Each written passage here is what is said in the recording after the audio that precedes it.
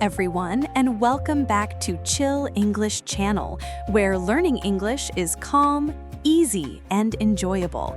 I'm Sophia. And I'm Jake. Hello to all our amazing listeners out there. It's great to have you with us again today. It really is. Jake, how are you doing today? I'm doing really well, thanks. I had a slow, relaxing morning, just the way I like it. And you? That sounds perfect. I'm doing great too. I've been looking forward to today's episode because I think it's going to be super useful for our listeners. I agree. It's one of those topics that can really help people sound more natural when they speak English. Exactly.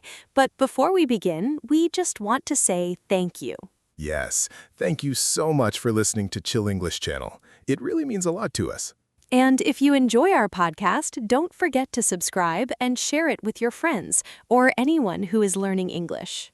And of course, give us a like. It helps us keep going and create more episodes like this. Absolutely. All right, Jake, are you ready to get started? I am ready. Let's do it. What's today's topic? Today, we're talking about something very important and sometimes a little confusing. We're talking about phrasal verbs. Ooh, phrasal verbs. I think some listeners might feel a little nervous when they hear that. Yes, that's true. But don't worry, we're going to make it simple and relaxed, just like always. That's right. So, Sophia, let's start with a basic question. What exactly is a phrasal verb? Great question. A phrasal verb is a verb plus a small word, like up, on, off, in, or out. Ah, okay. So it's like combining two words to create a new meaning? Exactly. For example, take the verb wake and add up. You get wake up. Right. And wake up doesn't just mean wake and up separately. Together, it has a specific meaning. Yes, it means to stop sleeping. That makes sense. So phrasal verbs are like little teams of words working together. I love that idea, a team. And sometimes the meaning of the team is very different from the original verb. Which is why they can feel tricky. Exactly. But today, we'll go step by step. Let's start with some very common and useful phrasal verbs that you can use every day. Perfect. Where should we begin? Let's begin at the start of the day, the morning. Ah, yes, the moment when we open our eyes. That's right. The first phrasal verb is wake up. Wake up. Simple and very important. Yes, wake up means to stop sleeping. For example, I wake up at 7 a.m. Same here. My alarm clock helps me wake up every morning, even when I don't want to. Yes, alarms are not always our best friends. What time do you usually wake up? I usually wake up at 7:30. And you? I wake up a bit earlier, around 6:45. Wow, that's early. So you wake up at 6:45, but do you get out of bed immediately? Not always. And that brings us to our second phrasal verb, get up. Ah, I see. So wake up and get up are different. Yes, very different. Wake up is when you stop sleeping. Get up is when you leave your bed. That's an important difference. So you can wake up and still stay in bed. Exactly. For example, I wake up at 6:45, but I get up at 7. I do the same thing. I wake up, check my phone, think about life, and then I get up 10 minutes later. That sounds very familiar. So remember, first you wake up, then you get up. Perfect. Two very useful phrasal verbs already. Yes. Now let's continue the morning routine. You get up and your room is dark. What do you do? I need light, so I turn on the light. Exactly. Turn on is our next phrasal verb. Turn on means to start something, right? Yes, you can turn on the light, turn on the TV, turn on your phone. Or turn on the coffee machine. Very important. Yes, very important. I always turn on my coffee machine in the morning. Same here. It's the first thing I do after I get up. So, turn on means to start something, especially machines or devices. Got it. Then I have a question. What is the opposite of turn on? Good question. The opposite is turn off. Ah, that makes sense. Turn off means to stop something. Exactly. For example, I turn off the lights when I leave the room. That's a good habit. I try to turn off my computer before I go to sleep. That's smart. So we have turn on to start and turn off to stop. These are very logical. I like them. Yes, and we use them all the time in daily life. Okay, so let's review quickly. We wake up, we get up, and we turn on the lights. Exactly. Now, after that, we usually get dressed. Ah, yes, clothes. So what phrasal verb do we use for that? We use put on. Put on. So I can say, I put on my shirt. Perfect. Or I put on my shoes. Or I put on a jacket if it's cold. Exactly. Put on means to dress yourself, to place clothes on your body. That's clear. I put on my clothes every morning before I leave the house. Good example. Now, what do you do when you come home and want to relax? I take off my shoes immediately. Same here. And that's our next phrasal verb, take off. So take off is the opposite of put on. Exactly. Put on means to dress. Take off means to remove clothes. So I take off my jacket, take off my shoes, and maybe take off my watch. Yes, all perfect examples. And then I put on something comfortable. That's a great combination. You take off some clothes and put on others. I like how these phrasal verbs work in pairs. It makes them easier to remember. That's true. Learning them in pairs is a very helpful strategy. So now we have quite a few. We wake up, we get up, we turn on the lights. Yes, and we're just getting started. Nice. I'm already feeling more confident about phrasal verbs. That's great to hear, and I hope our listeners feel the same way too. I'm sure they do. These examples are very clear and practical. Exactly. The key is to learn phrasal verbs in real situations, like your daily routine. That makes a big difference. All right, are you ready for the next one? I'm ready. Let's continue. All right, let's continue. Now imagine this situation. You are about to leave your house, but you can't find your keys. Oh no, that happens to me all the time. My keys love to disappear. Same here. So what do you do in that situation? Well, I search everywhere. I check my bag, my pockets, the table. Exactly. And the phrasal verb we use for that is look for. Ah, look for. That sounds very natural. Yes, it is. Look for means to try to find something. So instead of saying I search for my keys, I can say I look for my keys? Exactly. And look for is much more common in everyday conversation. That's really helpful. So I can say I am looking for my phone. Perfect. Or someone can ask you, what are you looking for? That's a very common question. Yes, people use it all the time. For example, in a store, you can say, excuse me, I'm looking for a blue shirt. That's very useful. I think I'll start using that more often. Great idea. Now, let's imagine you finally find your keys. Ah, success. Yes, success.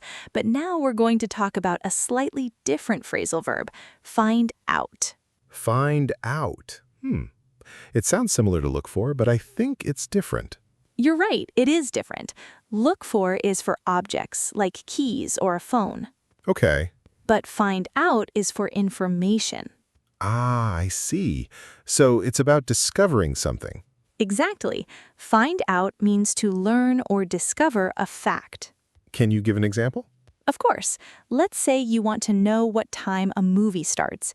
You can say, I need to find out the movie time. So I can go online and find out the schedule. Perfect example. Or maybe I meet someone new and I don't know their name. I can try to find out their name. Yes, exactly. You ask someone, you get the information, and now you know. You found it out. That's very clear. So look for is for things and find out is for information. Yes, that's a great way to remember it. Nice. I like how we're building these ideas step by step.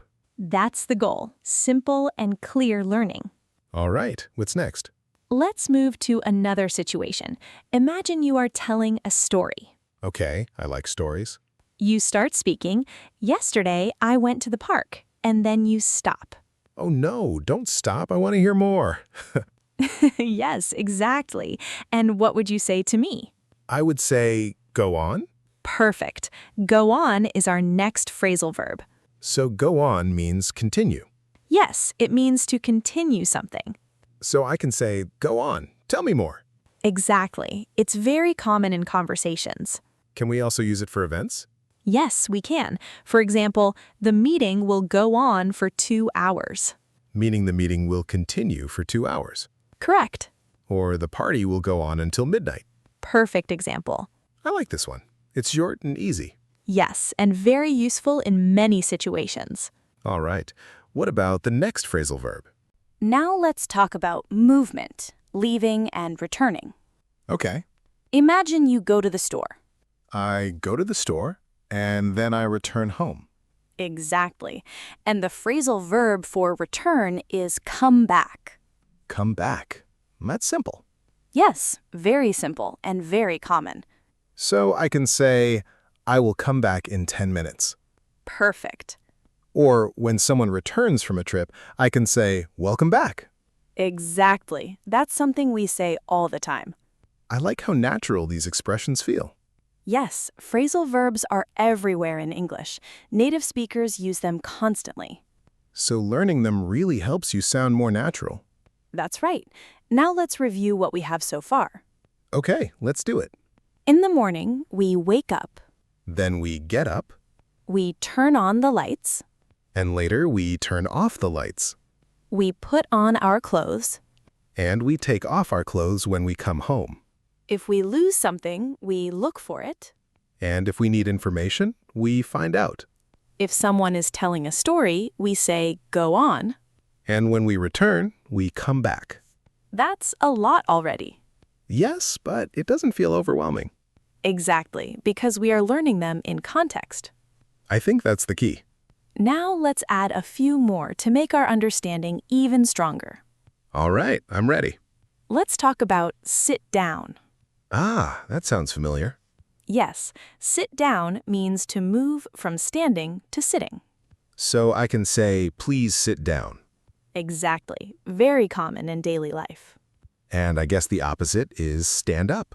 Yes, stand up means to move from sitting to standing. So in a classroom, a teacher might say, stand up, please. Exactly. These are very easy to remember. Yes, because they describe physical actions. That helps a lot. Now let's try another useful one. Pick up. Pick up. I've heard that many times. Yes, it has a few meanings, but one common meaning is to lift something. So I can say, pick up your bag. Exactly. Or I picked up my phone. Perfect. Can it also mean to collect someone? Yes, great point. For example, I will pick you up at 6. Meaning I will come and get you. Exactly. That's very useful. It really is.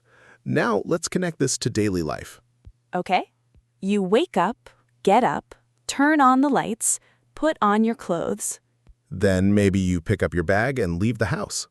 Exactly. And later you come back home Take off your shoes.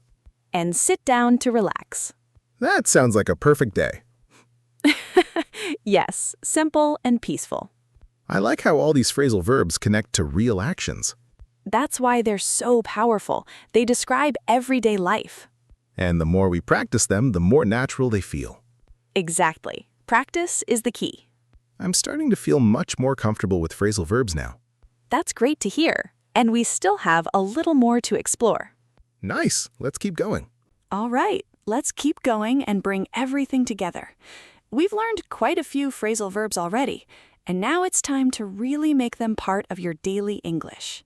Yes, this is where things start to feel more natural. The more you connect these verbs to your daily routine, the easier they are to remember. Exactly.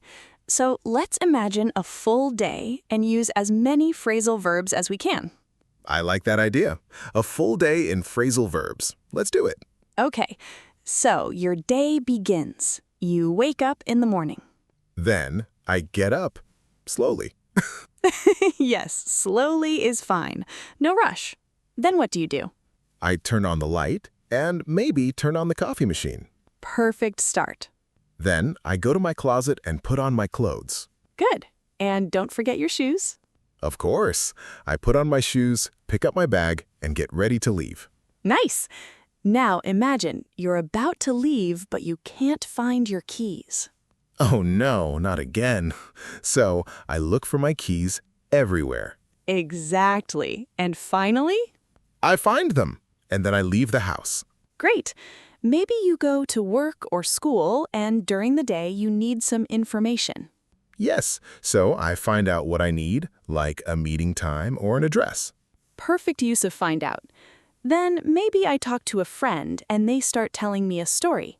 And you say, "Go on, I'm listening." Exactly. You want them to continue. Then the day finishes and I come back home. Yes, you come back, open the door, and... Take off my shoes immediately. Always. Same here. Then what? I take off my jacket, sit down, and relax. That sounds like a perfect ending to the day. It really does. And we just used so many phrasal verbs in one simple story. Yes, and that's exactly how you should practice, through real-life situations. Not just memorizing a long list. Exactly. Lists can be overwhelming, but stories and routines are easier to remember. I completely agree. When I think about my morning, I naturally remember wake up, get up, and turn on. And when you think about coming home, you remember come back, take off, and sit down. Yes, it all connects. Now, before we finish, let's give our listeners a quick review one more time. Good idea. Repetition really helps. All right. Wake up means to stop sleeping. Get up means to leave your bed. Turn on means to start something. And turn off means to stop it. Put on means to dress yourself. Take off means to remove clothes. Look for means to try to find something. Find out means to discover information. Go on means to continue. Come back means to return. Sit down means to move into a sitting position. And stand up means to rise to your feet. And finally, pick up can mean to lift something or to collect someone. That's a great set of phrasal verbs. Yes, and if you learn just these, you will already sound more natural in English. Definitely. Now, here's something important to remember. You don't need to learn everything at once. Yes, that's very important. Choose 2 or 3 phrasal verbs and focus on them this week. For example, you can practice turn on and turn off. Exactly. Every time you use a light or a device, say it in your mind or even out loud. I am turning on the light. I am turning off the TV. That kind of practice really works. It helps build habit and confidence. And don't be afraid to make mistakes. Yes, mistakes are part of learning. The more you use these phrasal verbs, the more natural they will become.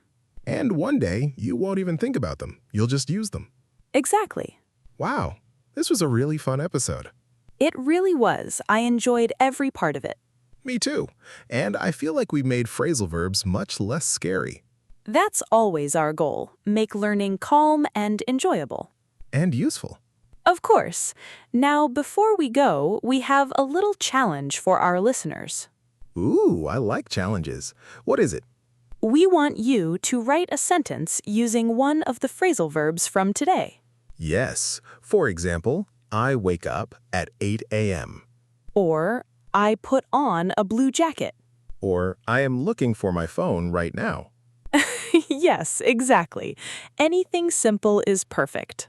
We would love to read your sentences. It's a great way to practice and connect with us. And it helps you remember what you learned. Exactly. So don't be shy. Give it a try. All right. I think it's time to wrap up. Yes, our time is almost finished for today. Thank you so much for listening to Chill English Channel. We really appreciate you spending your time with us. And we hope you enjoyed this episode as much as we did. Don't forget to subscribe so you don't miss our next episode.